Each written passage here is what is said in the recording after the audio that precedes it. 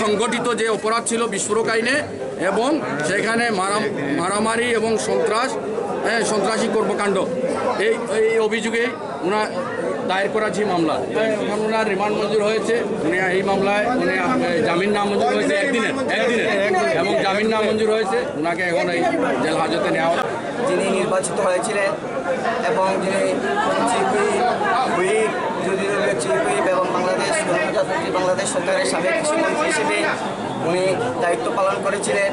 ওনার আজকে মামলা শ্রীমঙ্গলে একটা মামলা ছিল 229/24, ওই মামলাতে আজকে ওনাকে প্রথমে সুডারেস্ট দেখানো হয়েছিল আইনি প্রক্রিয়ায়।